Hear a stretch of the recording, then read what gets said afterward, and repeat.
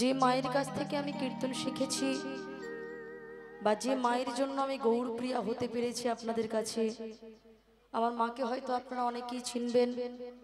আমার মা অনেকদিন আগের কীর্তনিয়া ছিলেন সারথী দাসী মণ্ডল। এই দিকে প্রচুর গান করেছে এক সময়, আমিও ছোটবেলায় মায়ের সাথে আসতাম, আমি জানি। কিন্তু দুঃখের বিষয় হলো সেই মা আজ আমার আর বেঁচে নেই বাবা। কারণ আমার মায়ের তো খুব একটা বেশি বয়স নয়, মোটেই 52 বছর বয়স।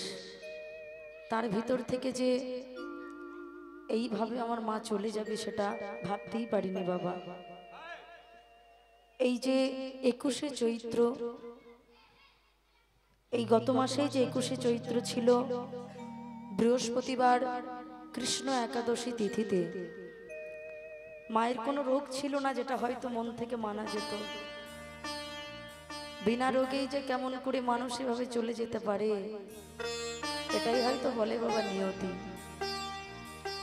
কোনো রোগ ছাড়াই মানুষ এভাবে আকস্মিক মৃত্যু ঘটে। অবশ্য আমি তখন ছিলাম না, আমি ছিলাম তখন পশ্চিম মেদিনীপুর গ্রামে। বাড়িতে বাবা ছিল, ভাই ছিল। হঠাৎ করেই মা, সেদিনও আমাদের পাশে এক জায়গায় কীর্তন হচ্ছিল সন্দেশখালি। কীর্তন শুনে সবে মাত্র ঘরে এসেছে, আর ওই রাত্রেবেলায় হঠাৎ বলে বসলো, সবে মাত্র শুতে গিয়েছিল, বলছে আমার খুব গরম লাগছে, একটু উঠে বসে চোখে মুখে জল দিতেই হঠাৎ বাবার হাতটা ধরে বলল, আমি চলে যাচ্ছি, আমার ছেলে মেয়ে দুটোকে দেখো। আর কোনো কথা বলিনি।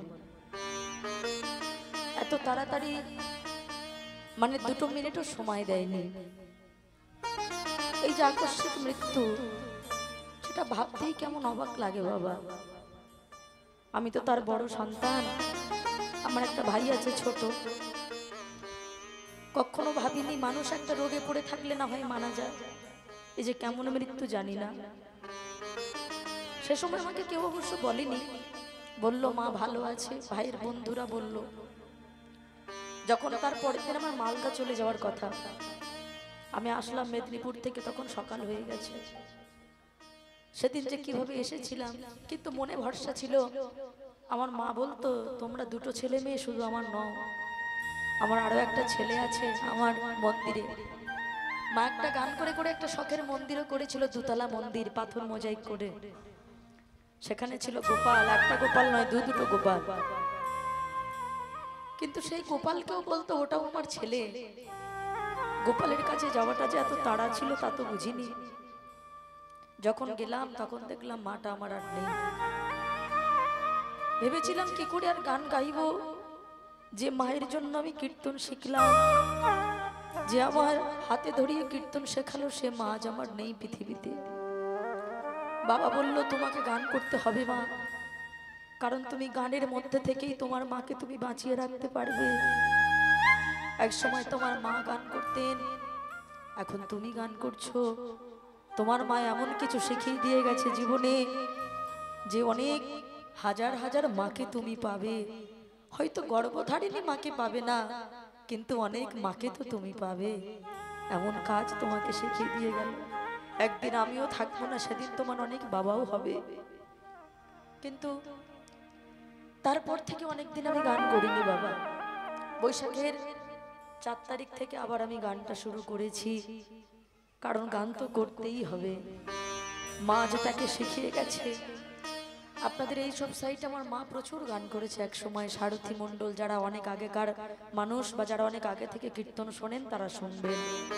বিশেষ করে এই যে বসে আছে শ্রীদাম বাবু, উনিও আমার মাকে চিনতেন এক সময়।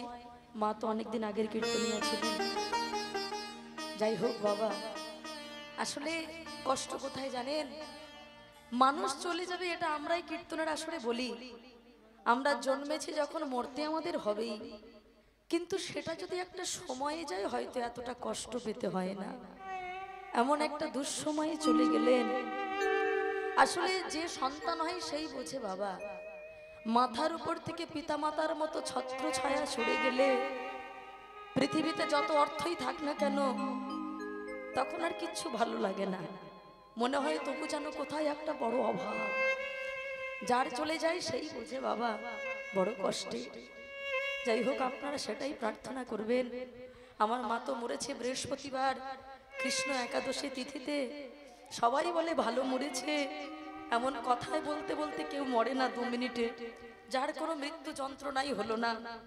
তা আপনারা সেটাই প্রার্থনা করবেন তার গোপাল কাছে, তার গোবিন্দের কাছে তিনি যেন ভালোই থাকে। এটুকু বিশ্বাস করি যে মা কোথাও না কোথাও নিশ্চয়ই আছে। কারণ মানুষ মারা গেলে দেহটা তো পুড়ে যায়, কিন্তু মানুষের আত্মার তো কখনো মৃত্যু হয় না। মা নিশ্চয়ই কোথাও আছে, কোথাও নিশ্চয়ই আমার কীর্তন শুনতে পাচ্ছে, এটাই ভরসা করি বাবা। আর তো কিছু পাওয়ার নেই। আমার মামার সঙ্গে 2 ঘন্টা করে রোজ কথা বলতো বাবা, এটাই বড় আফসোস। আর কথা বলার কেউ থাকলো না, এটাই বড় কষ্ট। যাই হোক, তাই মহাপ্রভু তিনি কি করলেন, সবার দ্বারে হরিনাম প্রচার করলেন।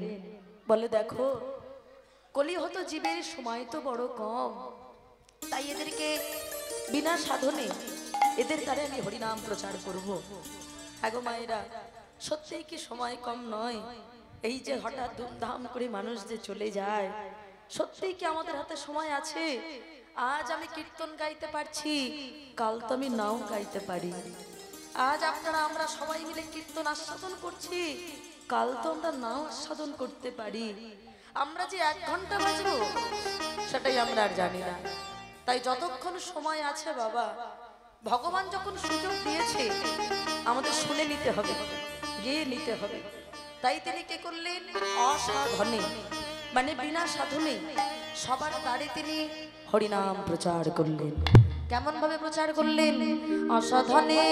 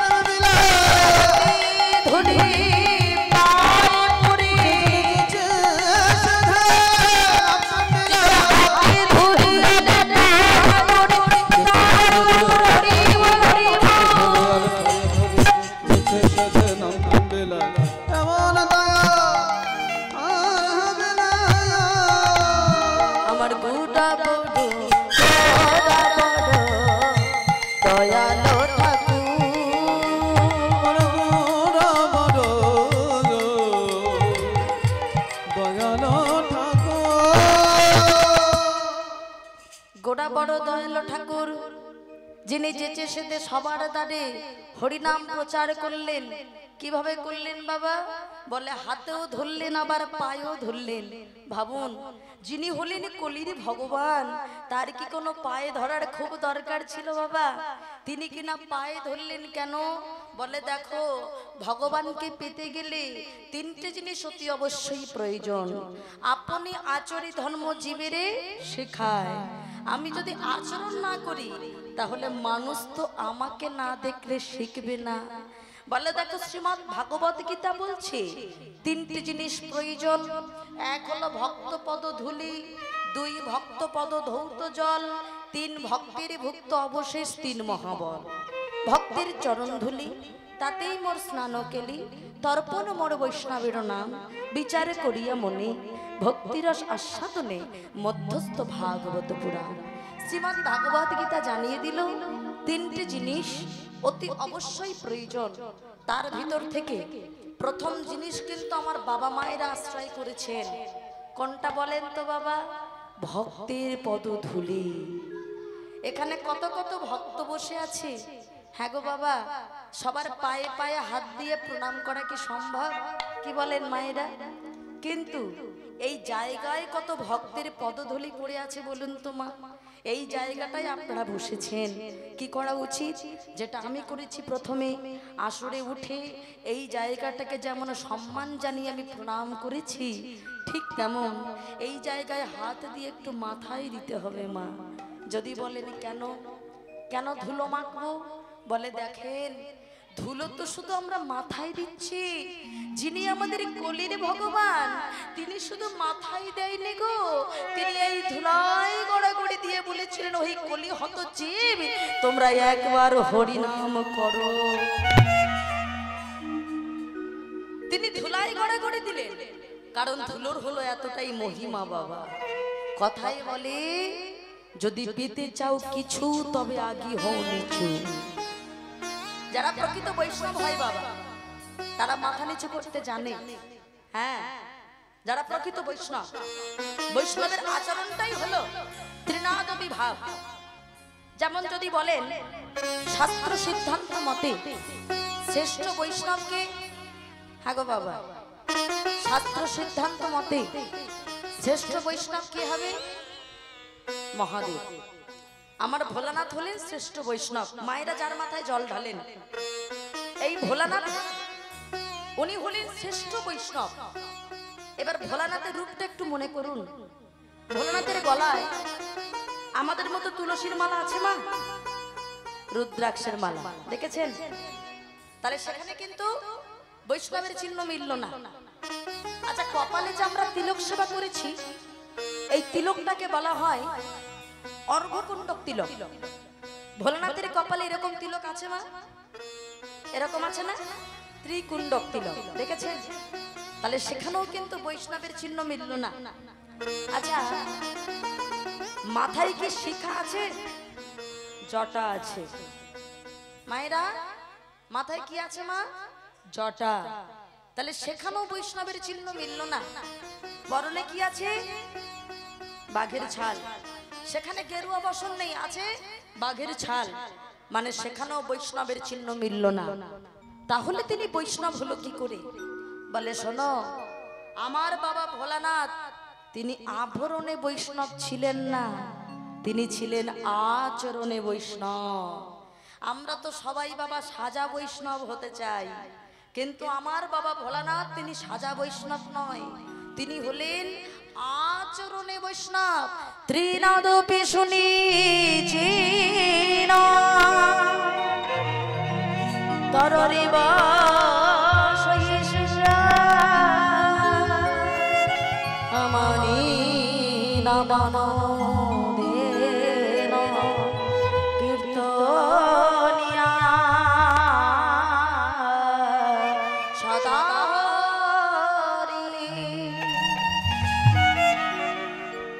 ত্রিনাদ বিভাগ, এটা যদি আমাদের প্রত্যেকটা মানুষের থাকে, এই ত্রিনাদ বিভাগটা, এই ত্রিনাদ বিভাগটা যদি বাবা থাকে, এই ঘাসের উপর থেকে হেঁটে গেলে ঘাস যেমন কিছু বলে না, আমাদের তেমন হতে হবে। যখন তখন গাছের ডাল ভেঙে দেই, পাতা ছিঁড়ে নেই, ফল পেড়ে নেই। গাছ যেমন কিছু বলে না তেমন হতে হবে। অমানি না মানো দেন। ও মায়েরা, আজকাল জগতে আমাদের দেখবেন একটা নিয়ম আছে। এই কলিযুগে ভালো শিক্ষিত হওয়া লাগে না, ভালো জ্ঞানী হওয়া লাগে না। একটু টাকা থাকলেই যারা বেশি বড় লোক হয় দেখবেন আমরা তাদেরকে বসতে চেয়ার দেই, বাবা এসো এসো বসো। কিন্তু অনেক ব্যক্তি আছে যারা অনেক শিক্ষিত, অনেক জ্ঞান আছে, গুণ আছে, অথচ ভালো পরনে বাবা বেশভূষা নাই, হ্যাঁ, ভালো দামি বস্ত্র নাই, ভালো বাড়ি গাড়ি নেই। আমরা দেখবেন তাদেরকে মান দিতে চাই না, বলে এটা করলে হবে না। তুমি যদি বৈষ্ণবের আচার আচরণ করো, কে গরিব কে বড় লোক এ বিচার করলে হবে না, সবাইকে সম্মান করতে জানতে হবে। অমানি না মানো দেন, কীর্তনিয়া সদাই হরি, সদাই সর্বদাই তোমার মুখে কৃষ্ণ নাম থাকবে। আর এই নাম করলে কি হবে জানো? যত প্রকারের জ্বালা আছে সব বাবা দূর হবে। কি বলেন মায়েরা? আমাদের জ্বালা নেই? জ্বালা আছে। 3 প্রকার জ্বালা, এক ধরনের জ্বালা নয় বাবা। আদি দৈবিক, আদি ভৌতিক, আধ্যাত্মিক, 3 প্রকার জ্বালা। এই জ্বালা থেকে আমরা দূরীভূত হতে পারবো যদি একটা মালা পরতে পারি। আর এই মালাটা একমাত্র হরিবাসরে ছাড়া আর কোথাও পাওয়া যায় না বাবা। এই মালা পরলে কি হবে? জ্বালা দূর হবে।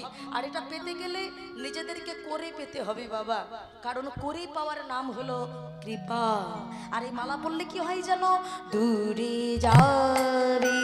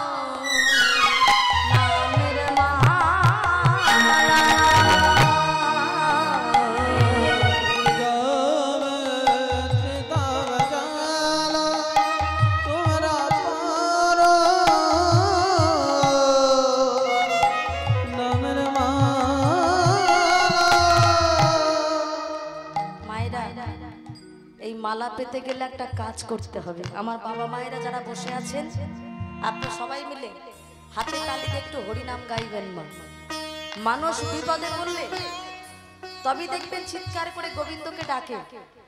বিপদে পড়ার আগে কেউ ডাকে না, ডাকে না।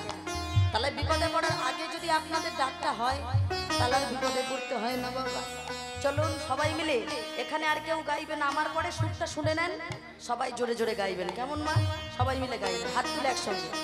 হরে কৃষ্ণ হরে কৃষ্ণ কৃষ্ণ কৃষ্ণ হরে হরে হরে রাম হরে রাম রাম রাম হরে হরে।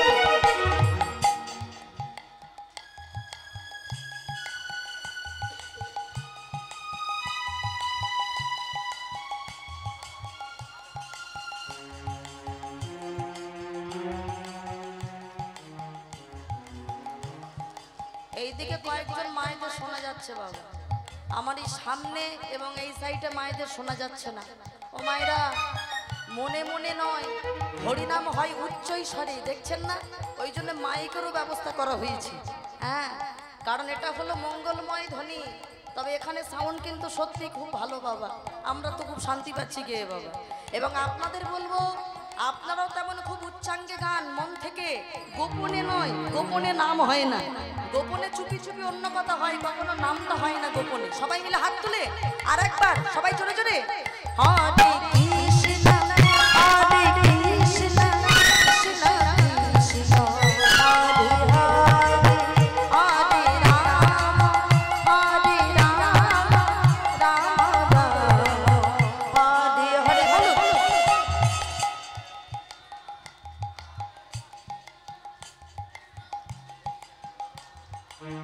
সুন্দর সুন্দর।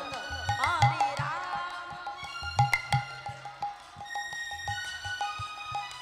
সুন্দর। হরে কৃষ্ণ হরে কৃষ্ণ কৃষ্ণ কৃষ্ণ হরে হরে হরে রাম হরে রাম রাম রাম হরে হরে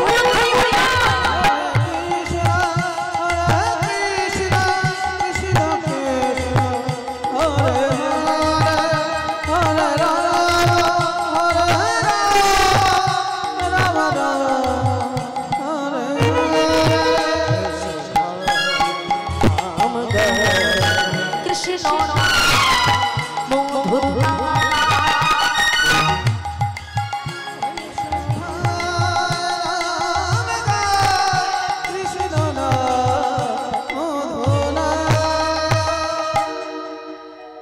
আমরা যতক্ষণ পারবো আমাদের হরিনাম গাইতে হবে। এই হরিনাম করলে কি হবে মা? এই যে দেখুন আমার বাবা মায়েরা, আপনারা তো গতকালও নাম শুনেছেন, আজকেও শুনছেন। আচ্ছা বলেন তো মা, একটা সত্যি কথা বলেন, নাম তো শুনে আনন্দ হয় এটা ঠিকই, আচ্ছা নাম শুনে বেশি আনন্দ হয় নাকি এই 2 মিনিট গিয়ে বেশি আনন্দ হলো? কি বলেন? হ্যাঁ, গেয়ে বেশি আনন্দ হলো, এটাই সত্যি বাবা। হরিনাম শুনে তো আনন্দ হয়, কিন্তু গেয়ে বেশি আনন্দ হয় কেন? বলে হরিনাম শুনলে যেমন জীবের মঙ্গল সাধন হয়, হরিনাম করলে আমাদের এই আত্মাটার স্নান হয়ে যায় বাবা। ভাবুন এই গরমের সময় আমরা কতবার না স্নান করে নিচ্ছি, কিন্তু দেহের ভিতরে আছে আমাদের আত্মা, যেটার কোনোদিন স্নান হয় না। এটাকে টেনেও বের করা যাবে না বাবা, একদিন বেরোবে যেদিন আমরা আর পৃথিবীতে থাকবো না। এই আত্মাটার স্নান হয়। দেখবেন মৃত্যু বাড়িতে কি বলা হয়, যে একটু আত্মার শান্তি কামনায় একটু রামায়ণ দিয়েছি কি কীর্তন দিয়েছি বলে না কেন? তার কারণ হলো আত্মার তো কখনো মৃত্যু হয় না, এর একমাত্র স্নান হয় বা শান্তি হয় যদি একটু হরিনাম গাওয়া যায়। তাহলে একটু আগে আমি যেটা বলছিলাম মায়েরা, কথাই বলে যদি পেতে চাও কিছু তবে আগে হও নিচু। নিচু যদি না হওয়া যায় গুরু চরণে, তাহলে ভগবানকে পাওয়া সম্ভব নয় বাবা। তার প্রমাণ দিয়েছিল মহাভারতের যুধিষ্ঠির। হ্যাঁ গো মায়েরা, এই যুধিষ্ঠির তখন কুরুক্ষেত্রের যুদ্ধ তখন ঠিক 2 দিন বাকি, তবে যুধিষ্ঠির কিন্তু জেসে লোক নয় বাবা। হ্যাঁ মায়েরা, ইনি হলেন পঞ্চপাণ্ডবের মধ্যে শ্রেষ্ঠ, ইনি হলেন ধর্মপুত্র যুধিষ্ঠির। জীবনে বই সত্য বই মিথ্যা কখনো বলতো না বাবা। আর এই 5 ভাইয়ের ভিতরে যুধিষ্ঠির গিয়েছিল একমাত্র স্বর্গে, কারণ যুধিষ্ঠির একমাত্র সত্য পথে ছাড়া কোনোদিন বাবা ছলনা আশ্রয় করেন। আর এই যুধিষ্ঠির মহারাজের কারণে আমাদের মেয়েদের একটা অভিশাপ আছে বাবা। ও মায়েরা, এখানে যারা মায়েরা বসে আছেন, আমাদের একটা অভিশাপ দিয়ে গেছিল। এই যুধিষ্ঠির মহারাজ বলেছিল যে মেয়েদের পেটে কখনো গোপন কথা থাকবে না। হ্যাঁ গো মায়েরা, খুব ভালো করে ভেবে বলেন তো, এই যে কজন মায়েরা বসে আছেন বলুন, আমাদের পেটে কখনো আমাদের গোপন কথা থাকে? থাকে না কেন? কারণটা হলো এই যুধিষ্ঠির মহারাজ বাবা। একবার নিজের মাকে তিনি, নিজের মা কুন্তিকে অভিসম্পাদ করেছিল। হ্যাঁ, এটা অনেকে আমরা দেখবেন বলে ফেলি যে মেয়েদের পেটে কেন কথা থাকে না, গোপন কথা। আসলেই বাবা এটা অভিশাপের কারণে। অভিশাপটা দিয়েছিল কে? ওই যুধিষ্ঠির মহারাজ নিজের মাকে অভিশাপ দিয়েছিল বাবা। কারণ কুন্তি কুমারী অবস্থায় একটা সন্তান জন্ম দিয়েছিল, আপনারা জানেন সবাই। হ্যাঁ, কারণ দুর্বাসা মুনি কুন্তিকে একটা মন্ত্র শিখিয়ে দিয়েছিলেন। কারণ দুর্বাসা মুনিকে তিনি সুন্দরভাবে সেবা দিয়েছিলেন 100টি পাত্রে অন্ন ব্যঞ্জন সাজিয়ে। তার ভিতর থেকে বাবা ওই দুর্বাসা মুনি পরীক্ষা করবার জন্য ওই যেটা পায়েসের বাটি, ওই বাটিটা বাবা লুকিয়ে রেখেছিল, যে দেখি এবার কি করি। তখন নিজের বক্ষ মাঝে কুন্তি, নিজের বক্ষ মাঝে ওই গরম পরমান্ন মানে পায়েস, গরম পরমান্ন ঢেলে বলেছিল, হে মুনি ঠাকুর আপনি সেবা করুন। দুর্বাসা মুনি বলেছিল, তোমার এত বড় ত্যাগ, আমি তোমাকে আশীর্বাদ করবো। একটা মন্ত্র শিখিয়ে দিয়েছিল বাবা। হ্যাঁ, মন্ত্রটা কি? মন্ত্রটা ছিল এটাই যে আমি তোমাকে, তুমি একটা মন্ত্র শেখাবো, যে মন্ত্রের দ্বারা তুমি যখন যে দেবতাকে চাইবে সেই দেবতাকে তৎক্ষণাৎ তুমি তার কাছে পাবে। এখন মন্ত্রটা শিখেছে মায়েরা। মন্ত্র শিখলে কি হয়, মানুষ বা চালনা করার চেষ্টা করে। একদিন হঠাৎ স্নান করতে নেমে হঠাৎ ওই দুর্বাসা মুনির কথাটা মনে পড়ে গেল। সঙ্গে সঙ্গে কুন্তী সূর্যদেব সবেমাত্র তখন প্রভাত সময়ে যেহেতু স্নান করছে, আর সবেমাত্র সূর্যদেব তখন বাবা ধীরে ধীরে উঠছে, আর যখন আকাশে দেখতে পেয়েছে সূর্যদেবকে, সঙ্গে সঙ্গে ভাবলেন দেখি তো মুনির মন্ত্রটা সত্যি কি মিথ্যে। সঙ্গে সঙ্গে সূর্যদেবের মন্ত্রটা বললেন, ওম জব কুসুম সংকর্ষণ কাশ্যপেয় মহাদূতি বিধন্তারি সর্ব পাপগ্ন প্রতস্মে দিবাকরং ওম সভক্তি চন্দন গন্ধ পুষ্প নমস্তে সূর্যায় নমঃ। যেই না সূর্যদেবকে আহ্বান করেছে, সূর্যদেব সামনে গিয়ে বলছে, কুন্তী তুমি আমার কাছে কি চাও বলো। বলছে না আমি তো কিছু চাই না। বলে কিন্তু না দিয়ে তো আমি যাব না। সঙ্গে সঙ্গে ওই সূর্যদেব বাবা কুন্তীকে তাড়াতাড়ি করে আলিঙ্গন করেছে। আর যেই না আলিঙ্গন করেছে, সূর্যদেবের আলিঙ্গনে কুন্তীর গর্ভে একটা সন্তান প্রবেশ করলো বাবা, কুমারী অবস্থায়। কুন্তী বলল, সূর্যদেবী আপনি কি করলেন?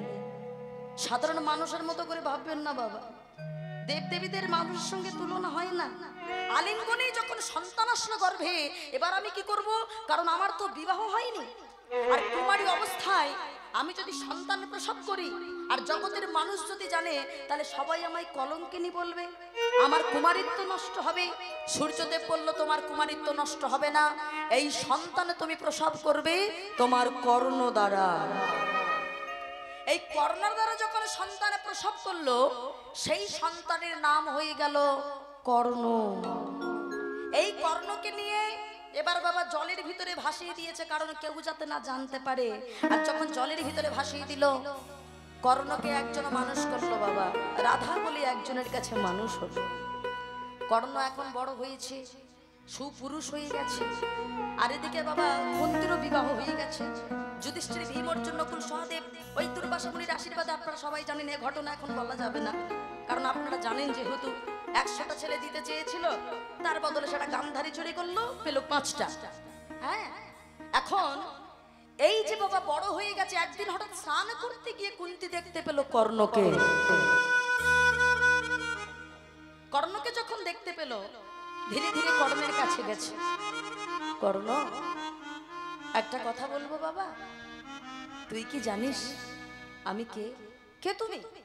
কর্ণ, আমি যে তোর জন্মদাতা। কিসের মা? কিসের মা তুমি? তুমি জন্ম দিয়েছো, কোনোদিন তোমাকে মা বলোনি, কোনোদিন তো মা বলে আমার সামনে আসনি। আমি যে তোকে কুমারী অবস্থায় জন্ম দিয়েছিলাম বাবা, আমাকে তুই ক্ষমা করে দে বাবা। আমি তোকে কারোর কাছে পরিচয় দিতে পারিনি, তবে একটা জিনিস আমি আজকে তোর কাছে চাইতে এসেছি, কি আমি তোর মা, তুই কি আমাকে ফিরিয়ে দিবি বাবা? আমি তোর কাছে আশীর্বাদ চাই এইটুকু, যে তুই কোনো দিনের জন্য আমার ওই 5টা ছেলেকে তুই মারবি না, কথা দে বাবা। বলল, মা গো, আমিও তো তোমার আরো একটা সন্তান, তুমি আমাকে জন্ম দিয়ে নদীতে ভাসাইয়ে দিলে, মানুষ আমাকে করলে না, তারপরেও তুমি ওই 5টা ছেলের কথা ভাবলে, তুমি আমার কথা ভাবলে না। ঠিক আছে মা, আমি কথা দিলাম ওই 5টা ভাইকে আমি মারবো না। আপনারা যারা মহাভারত আশ্রয় করেছেন বা যারা জানেন, কর্ণ কি কখনো কি হারানো সম্ভব ছিল বাবা? কর্ণ যদি নিজের কবচ কুণ্ডলটা যদি না দিয়ে দিত গুরুদেবকে, কখনো তাকে হারানো যেত না বাবা। আর ওই যে কথাই বলে, মায়ের ঋণ কখনো শোধ করা যায় না। ও মায়েরা, শোধ করা যায়? কর্ণ ভেবেছিল, মা তো আমায় জন্ম দিয়েছে, আমি সন্তান হয়ে দিতে পারবো না, মায়ের কথাটা আমাকে রাখতেই হবে। যখন যুদ্ধের মাটিতে দাঁড়িয়ে, যখন এইবার কর্ণ যখন হাত থেকে যখন অস্ত্রটা পড়ে গেছে, কর্ণের রথের চাকাটা যখন মাটিতে বসে গেছে, তাড়াতাড়ি করে ভগবান শ্রীকৃষ্ণ তুমি তাড়াতাড়ি কর্ণকে তীর বিদ্ধ করো। যেই না কর্ণকে বাবা অর্জুন আর দেরি করেনি, যেইলে এবার অর্জুন তাড়াতাড়ি কর্ণকে তিনি বিদ্ধ করেছে। এবার যখন মৃত্যু যন্ত্রণায় ছটফট করছে, কুন্তি ছুটে গিয়ে জড়িয়ে ধরেছে কর্ণ।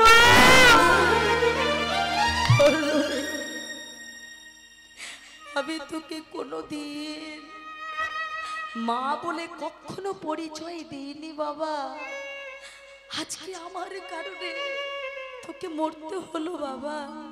ও মায়েরা, কুন্তি যখন কর্ণকে বুকে জড়িয়ে ধরেছে, এই ঘটনাটা হঠাৎ দেখতে পেল যুধিষ্ঠির। যুধিষ্ঠির বলে বসলো, মা এ তুমি কি করলে? ওটা যে তোমারই সন্তান, আমাদেরকে তো বলোনি। আজকে যদি তুমি এই কথাটাকে যদি গোপন না করতে, তাহলে আমরা নিজেরা ভাই হয়ে কখনো দাদাকে হত্যা করতে। আমি তোমাকে অভিশাপ দিচ্ছি মা, আজকে তোমার কথা গোপন করার কারণে এই কুরুক্ষেত্রের মাঠে দাঁড়িয়ে নিজের ভাইকে নিজে হত্যা করলো। অভিসম্পাদ করলাম, আজ থেকে নারী জাতি তাদের পেটে কখনো গোপন কথাটা রাখতে পারবে না। অভিসম্পদ দিল বাবা। তাহলে বোঝা গেল মা, ওই যুধিষ্ঠির মহারাজের অভিসম্পদের কারণে আমাদের পেটে কখনো গোপন কথা থাকে না বাবা। মেয়েদের পেটে কখনো গোপন কথা থাকবে না, অভিসম্পদ হয়ে গেল।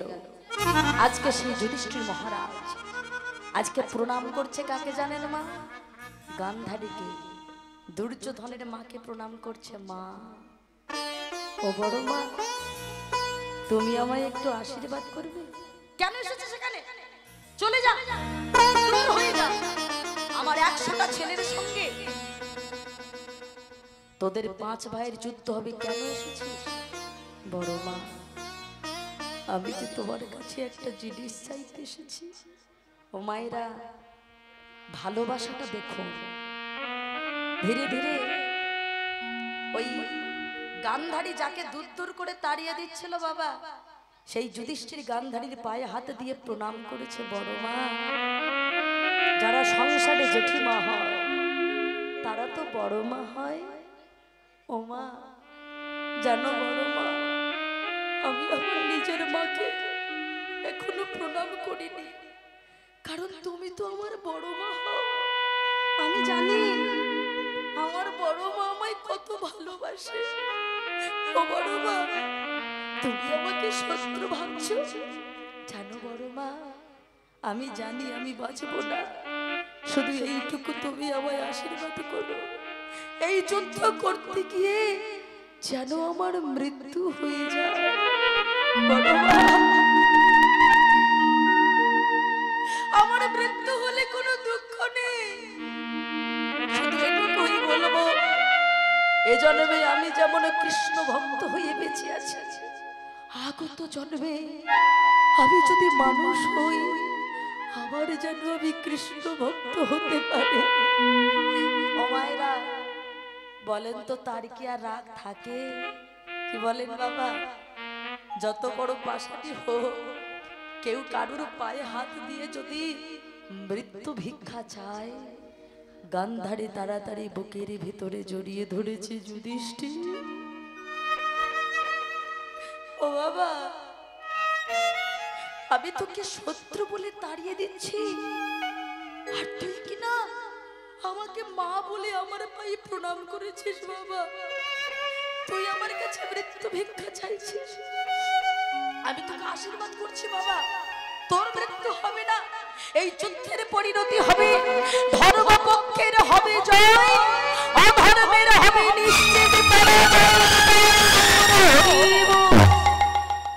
ভাবুন মায়েরা, গান্ধারী খুব ভালো করে জানতো তার 100টা ছেলে অধর্মের হয়ে লড়াই করছে, আর ধর্মের হয়ে লড়াই করছে পঞ্চপাণ্ডব। তা সত্ত্বেও মা হয়ে মুখ থেকে আশীর্বাদটা বার হয়ে গেল, ধর্মের হবে জয়, অধর্মের হবে পরাজয়। যখন চলে যাচ্ছে বাবা, ভগবান পিছনে দাঁড়িয়ে দাঁড়িয়ে হাসছে আর বলছে, যুধিষ্ঠির, আমি জানতাম আমি সব থেকে বেশি বুদ্ধিমান এই যুদ্ধের মাটিতে, এখন তো দেখছি তুমি আমার থেকেও বেশি বুদ্ধিমান। আরে বাবা সবাই তো পরীক্ষা দিয়ে পাস করে, তুমি দেখছি পরীক্ষা টরীক্ষা কিছুই দিলে না, তোমার এমনি ফলাফল ঘোষণা হয়ে গেছে। এখনো যুদ্ধ হলো না, যুদ্ধের ফলাফল ঘোষণা হলো, ধর্মের হবে জয়, অধর্মের হবে পরাজয়। তাহলে চলুন মা, আমরাও তেমন সবাই মিলে, আমরাও তেমন এই সনাতন ধর্মের মানুষ। বলে দেখো সমস্ত বাধা বিপত্তি তোমার দূর হবে যদি হাতে করো কাম আর মুখে করো না। হ্যাঁ, তাহলে সবাই মিলে হাতে তালি দিয়ে সবাই মিলে বলবো, পথ চলিতে আর বলিতে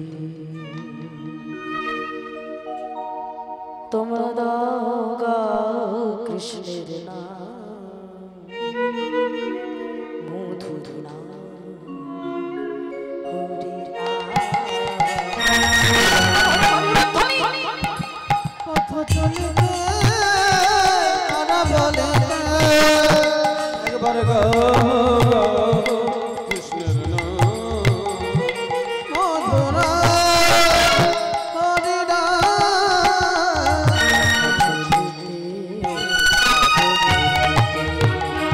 তোমরা গাও গাও কৃষ্ণের নাম, মধুর নাম হরির নাম।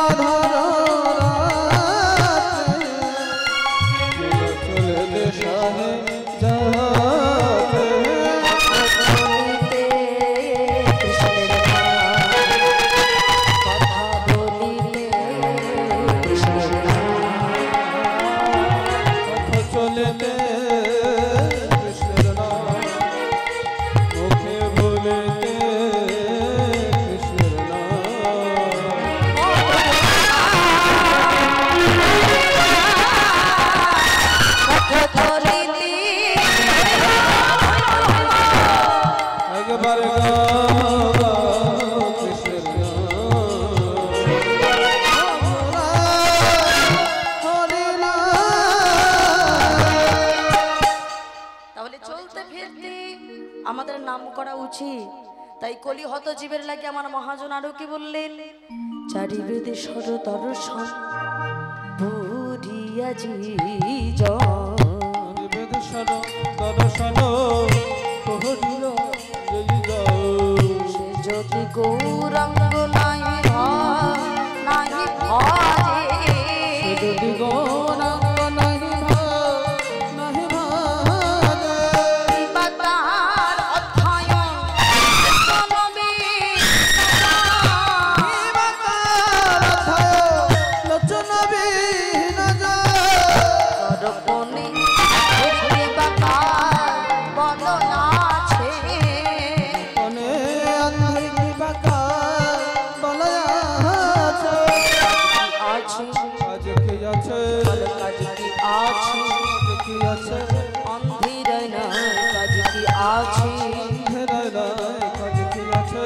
সর্বাঙ্গ থাকিতে আছি কাজ কি আছি, সর্বাঙ্গ থাকিতে নয়ন দিয়াছে অন্ধেরা নাই কাজ কি আছে। বলে শোনো, যার সর্বাঙ্গ থাকিতে নয়ন গিয়াছে অন্ধের আয়নায় কাজ কি আছে? দেখবেন বাবা, অন্ধ মানুষের যেমন কোনো আয়নার দরকার হয় না, এখানে মহাজন বললেন তেমন আমরা ধরুন 18টি পুরাণ পড়েছি, 4টি বেদে পড়েছি, শ্রীমদ্ ভাগবত গীতা পড়েছি, অথচ আমরা গৌর বলে কাঁদতে পারি না, কৃষ্ণ বলে কাঁদতে পারি না। বলে তাহলে কিন্তু পাণ্ডিত্যের কোনো প্রয়োজন নাই। একটা কথা জানবেন মা, ভগবানকে পেতে গেলে কখনো পাণ্ডিত্যের প্রয়োজন হয় না। ভগবানকে পেতে গেলে যেটা সব থেকে বেশি প্রয়োজন সেটা হলো চোখের জল, অনুরাগ, ভক্তি, প্রেম। আরো কি বললে? বেদু বিদাদু কুছু নাহি জানো, পিতা কিছু নাহি জানো তো,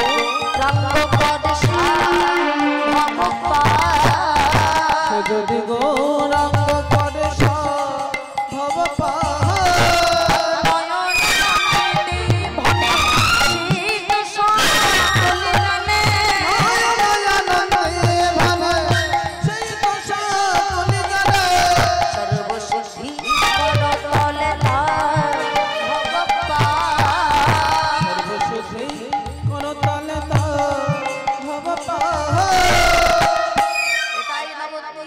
এটাই বৃন্দাবন। এই জায়গাটার নাম কি মা? না এখন তো বৃন্দাবন, কিন্তু আগে তো ছিল তাঁতির হাট নাকি? এখন কিন্তু বাবা এই জায়গার নাম হলো বৃন্দাবন, এটাই নবদ্বীপ। হবে কি করে? বলে যদি আমরা গৌর হরিকে ঠিকঠাক ভাবে ডাকতে পারি তবেই নবদ্বীপ হবে, নচেত হবে না। তাহলে সবাই মিলে আমার বাবা মায়েরা আমার সঙ্গে দুটি বাহু তুলে বলুন, বলুন ভজন নিতাই ভজন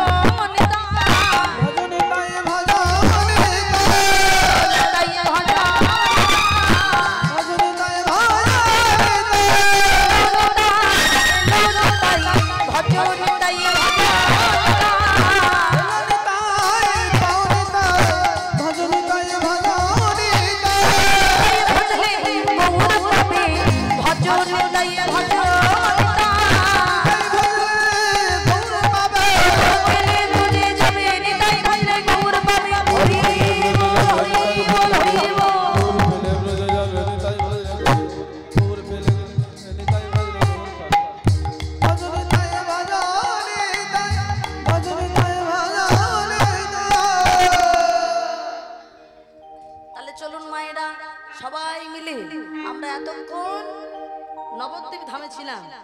এবার আমরা যাব কোথায় মা? মধুময় শ্রীধাম বৃন্দাবন। হ্যাঁ, তবে বাবা আমরা সবাই মিলে মধুময় শ্রীধাম বৃন্দাবনে যাব। তবে সেই বৃন্দাবনে গিয়ে আমরা সবাই মিলে বাবা আমরা যুগল দর্শন করতে পারবো। বলে রাধা কৃষ্ণ যুগল দর্শন করে তারপরে আমরা আসবো বাবা, কেমন? তাহলে চলুন মিলে আমরা যে ভক্তের কথা শুনবো তার আগে আমরা সবাই একটু রাধা কৃষ্ণের যুগল দর্শন করি। ও মাইরা, এই বৃন্দাবনে যেতে গেলে আগে কার নাম করতে হয় মা? হ্যাঁ, বৃন্দাবনে এখানে কারা কারা গেছেন? তাহলে গেছেন যখন আপনারা ভালো জানবেন। পান দোকানে যান আর যে দোকানে যান বাবা, আগে রাধে রাধে বলতে হয়। যেটা আমরা দেখুন আমাদের বাংলায় মহাপ্রভু আসলো, অথচ আমরা নিয়ম কিন্তু করি না। আমরা কি কাউকে দেখে বাবা জয় নিতাই বলি? আমরা কি কাউকে দেখে হরে কৃষ্ণ বলি? একটা বাবা টিভিতে একটা রিয়েলিটি শো হয়, দেখবেন একটা গানের একটা, এখনকার দিনে বাবা আমরা তো সবাই সিরিয়াল দেখাতে ব্যস্ত, ওই জন্য গানের কিছু আর দেখি না। হ্যাঁ, এখন জি টিভি ওই চ্যানেলে দেখবেন একটা বাবা বেশ কিছু ফেসবুকে ভাইরাল হয়েছে একটা বাচ্চা ছেলে, হ্যাঁ ভাগবত দাস ব্রহ্মচারী, ছোট্ট ছেলেকে নেহা বলে একজন আছে বাবা, একজন মানে জাজ আর কি, যিনি একজন জাজমেন্ট করে, হিন্দি গানের উপরে জাজমেন্ট করে। তার বাবা সে হঠাৎ ওই বলে বসেছে হ্যালো, আর যেই বলেছে হ্যালো ওই ছোট্ট বাচ্চাটা, কারণ হ্যাঁ হ্যালো বলে তো আমরা সম্বোধন করি, তা সেটাই বলেছে। ছোট্ট বাচ্চাটি বলছে হ্যাঁ হ্যালো ছোড়ো হরে কৃষ্ণ বলো। তাহলে ভাবুন, হ্যাঁ হাই হ্যালো ছোড়ো হরে কৃষ্ণ বলো, তাহলে ভাবুন একটা ছোট্ট বাচ্চা পর্যন্ত মানুষকে শিক্ষা দিয়ে দিল যে ওই হাই হ্যালো, আমাদের সনাতন ধর্মের মানুষ হয়ে আমরা কোনো হাই হ্যালো নিয়ে মেতে থাকি বাবা। আমরা কি ফোন ধরে হোক আর কোনো মানুষকে সম্বোধন করে হোক আমরা হরে কৃষ্ণ কি বলি? আমরা বলি না। ছোট্ট একটা বাচ্চা পর্যন্ত শিক্ষা দিয়েছে। শুধু তাই নয়, ওই নেহা কাক্কার বলছে যে দেখো তুমি তো কত সুন্দর, একটা ছোট্ট বাচ্চা বলছে আমি তো সুন্দর নই, আমি হলাম এই সমগ্র পৃথিবীতে একটুখানি সুন্দর, কিন্তু এই সমগ্র পৃথিবী যিনি যিনি সুন্দর তিনি হলেন আমার ভগবান শ্রীকৃষ্ণ। তা ছোট্ট একটা বাচ্চা যার মোটেই 4-5 বছর বয়স, এই বাচ্চাটা আজকে কত বড় শিক্ষা দিল বাবা। সেই শিক্ষাটা আমাদের প্রত্যেকটা মানুষের ভিতরে থাকা দরকার। তা আজকে চলুন আমরা সবাই মিলে একটু সেই বৃন্দাবনে যেমন গেলে রাধে রাধে বলতে হয়, আমরা সবাই মিলে একটু সবাই মিলে একত্রিত ভাবে বলবো, চলো রে মন বৃন্দাবন কি ধাম, হোলি কি রাধা রাধা রাম। সবাই হাত তুলে তালে তালে মিলেंगे कुंज बिहारी मिलेंगे बंशीधरी, हो मिलेंगे कुंज बिहारी मिलेंगे बंशीधरी।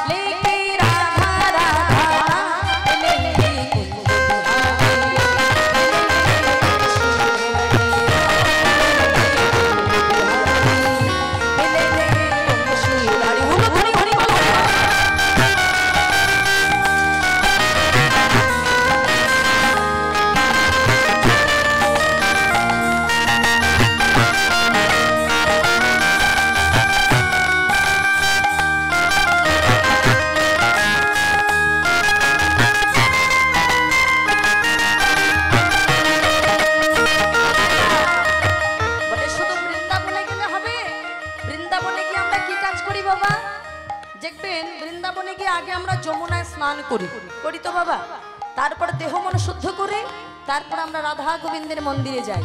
বলে এটা যদি বৃন্দাবন হয় এখানে তাহলে যমুনা কোথায়? কি গো মায়েরা, যমুনা কোথায়? বলে এখানে শুধু যমুনা নেই, এখানে গঙ্গাও আছে যমুনাও আছে। বলে একটি নয়ন যদি গঙ্গা হয় তবে মনে রেখো জীব অপর একটি নয়ন হলো যমুনা। আর এই দুটো যখন কৃষ্ণে প্রবাহিত হবে তখন আমাদের দেহ মন শুদ্ধ হবে, তখন আমরা সবাই মিলে যুগল দর্শন করতে পারবো। সবাই মিলে